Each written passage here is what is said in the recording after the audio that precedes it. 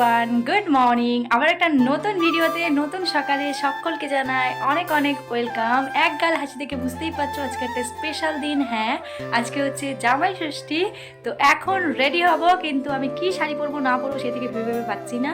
তো আমার চলো এখন যাই উপরে ঘরে সমস্ত শাড়ি রাখা আছে, ওখান থেকে একটা চুজ করবো। তারপর বাবাইকে ভেবেছি আজকে ধুতি পাঞ্জাবি পরাবো।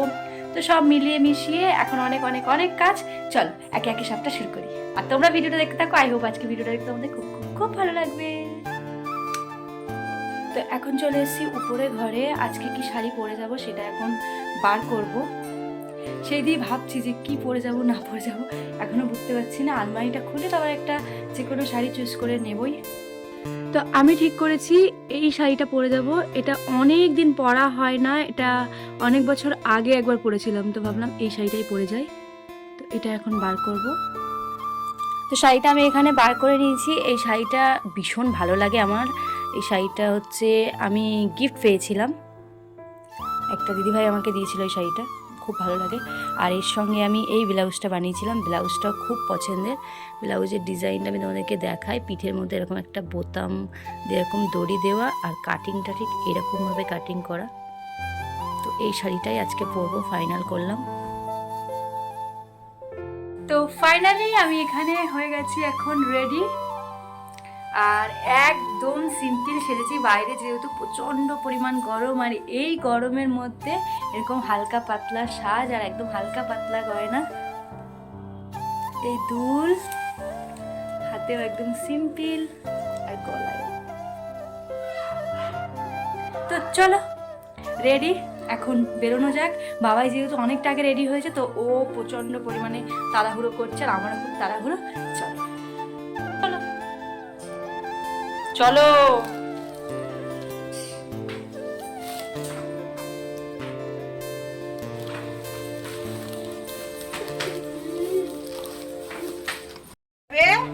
আর কি যাবে? মা যাবে, হাম্মি যাবে, অংশুমান যাবে, আর কে যাবে? ওই মা বড় মা, বাবা, দাদা, দিদা, সবাই যাব। কি কোন গাড়ি করে যাব? হ্যাঁ, মাকে দেখাও গাড়িটা করে। এই গাড়ি করে যাব। কে চালাবে একটু দেখাও। আর তুমি কেমন করে চালাবে?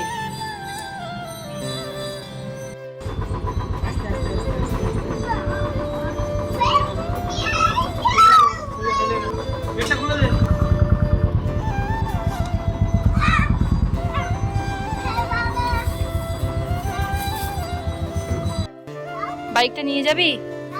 বাইকটা নিয়ে যাবি?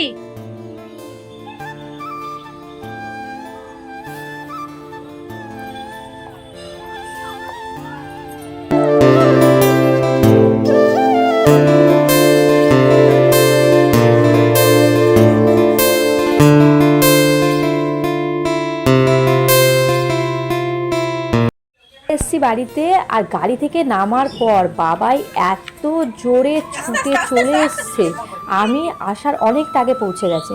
আর এসে দেখছি মা ওকে এই চশমাটা পরিয়ে দিয়েছে। এটাও আগের বারে এসেছিলো তখন ফেলে রেখে গেছে, এটা পরে আবার একটু ভিডিও সামনে এলো। তারপর এসে অনেকক্ষণ সবার সাথে গল্প টল্প করে এখন এসেছি ডালাগুলো রেডি করার জন্য।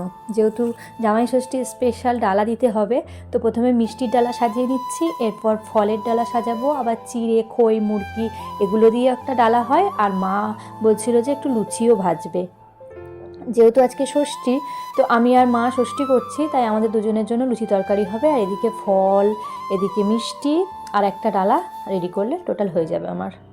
তো এই যে সমস্ত ডালা আমি রেডি করে নিয়েছি, একটা ফলের, একটা মিষ্টি, একটা চিড়ে, খই, মুরগি, বাতাসা, দই, এই সমস্ত কিছু দিয়ে। বাঙালির 12 মাসে 13 পার্বণের মধ্যে কিছু কিছু পার্বণ আছে, নিয়ম আছে, যেগুলো বড্ড বেশি সুন্দর। যদি না থাকতো তাহলে হয়তো আমরা জীবনে অনেক কিছু মিস করে যেতাম। এখন তো আবার অনেকে বৌমা ষষ্ঠী পালন করে, দেখতেও কিন্তু বেশ ভালো লাগে। জামাই ষষ্ঠী, বৌমা ষষ্ঠী, এই জিনিসগুলো বেশ সুন্দর না? প্রত্যেকটা জিনিস ভীষণ ভালো লাগে। এরকম নিয়ম কানুন, এরকম আমাদের পার্বণ আছে বলেই আমরা কত সুন্দরভাবে কাটাতে পারি। এক একটা স্পেশাল দিন যদি এরকমভাবে না থাকতো, হয়তো দিনগুলো এত সুন্দরভাবে কাটানোই হতো না।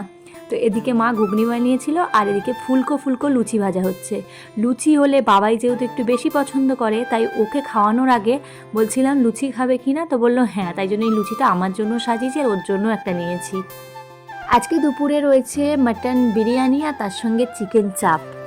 এত সুন্দর লাগছিল না টেবিলটা দেখতে, জাস্ট দেখেই মনটা ভরে যাচ্ছিল। এরকম খাবার হলে আর মনে হয় কিচ্ছু চাই না। তারপর খাওয়া দাওয়া করে সবাই মিলে একটা লম্বা ঘুম দিয়ে এখন সন্ধ্যাবেলা মা বললে একটু রেডি হতে, আমাদের বাড়ির পাশে একটা খুব সুন্দর মন্দির আছে সেখানে যাব। আর আমি এখানে এখন খুব সুন্দরভাবে আমাদের সমস্ত ঠাকুরকে সাজিয়ে নিয়েছিলাম। আমরা যখন এসেছিলাম তখন মালা নিয়ে এসেছিলাম, তো এই মালা পদ্ম ফুল দিয়ে সাজানোর পরে না মন্দিরটা দেখতে বেশ ভালো লাগছিল। ভাবলাম তোমাদেরকে একটু দেখাই। আর মা লক্ষ্মীর এই পিকচারটা এত সুন্দর, পুরো একদম সিংহাসনের সৌন্দর্যটা আরও বেশি বাড়িয়ে দেয়। তো এখানে এখন রেডি হয়ে গেছি। আর এই কানের দুলটা আমার এত ফেভারিট হয়ে গেছে না, আমি যেখানেই যাই এই দুলটাই ভাগ করে পরে নিই। তো কেমন লাগছে অবশ্যই জানিও। চলে এখন ফটাফট বেরোনো যাক।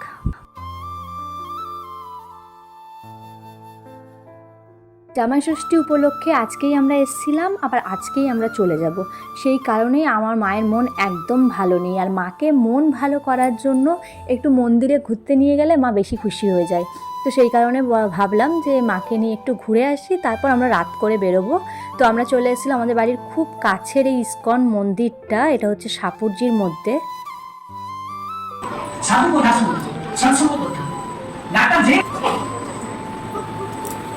আমার সন্তানদের জন্য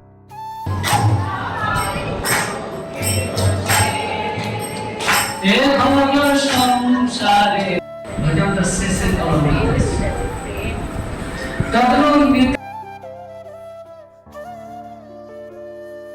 এটা অনেকটা এরিয়া নিয়ে রয়েছে।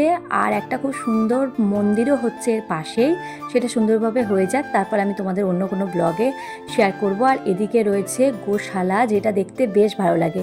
আমাদের বাড়িতে যেহেতু গরু রয়েছে, তো গরু দেখে বাবাই কিন্তু একদম ভয় পায় না, তাই গরুর একদম কাছে গিয়ে দাঁড়িয়েছিল। গরুর একটু নাকি ওদেরকে গুতিয়েও নিয়েছে। তারপর ওদেরকে একটু খাবার দাবার দিয়ে আমরা এখানে বেশ কিছুটা টাইম কাটিয়ে তারপর আমরা এখান থেকে বেরিয়ে পড়েছিলাম। আর আজকে যেহেতু বাইরের কোনো খাবার খাবো না, সেই কারণে আর খুব একটা বেশি সময় এখানে লাগেনি। কিন্তু ফেরার পথে একটা আইসক্রিমের দোকান দেখে এত ইচ্ছা করছিল, তাই আমি আর মা দাঁড়িয়ে পড়েছিলাম, দুটো আইসক্রিম খেলাম। প্রথমে আমি একটা নিয়েছিলাম, মা অন্যটা নিয়েছিল, তারপর দুজনকে চেঞ্জ করে নিয়েছি। আমার যেটা ভালো লাগছে আমি সেটা খেয়ে নিয়েছি। তারপর বাড়িতে এসে দেখলাম বাবা একটা বড় সাইজের কাঁঠাল নিয়ে এসছে। আমার কয়েকদিন ধরে খাজা খুব খেতে ইচ্ছা করছিল, তো আমি বাবাকে ফোন করে বলেছিলাম, তো বাবা এই কাঁঠালটা নিয়ে এসেছিলো। এত সুন্দর ছিল, মানে কাঁঠালটা দেখেই আমার মনটা জাস্ট ভরে গেছে। তারপরে রাত্রেবেলা একটু টুকিটাকি খাওয়া দাওয়া করে আমরা এখন বেরোবো। আর এই বেরোনোর সময় আমার মায়ের মুখটা দেখলে আমার আর কিচ্ছু ভালো লাগে না। মা তো এখানে কান্নাকাটি শুরু করে দিয়েছিল। বাবাই হওয়ার পর থেকে এই কান্নাকাটির পরিমাণটা একটু বেশিই বেড়ে গেছে। আগে কান্নাকাটি করতো কিন্তু কম, এখন বাবাই আসলে সব থেকে বেশি খুশি হয়, আর চলে গেলে মা সব থেকে বেশি কষ্ট পায়। তো চলো আজকে ভিডিওটা কেমন লাগলো জানিও। বাই।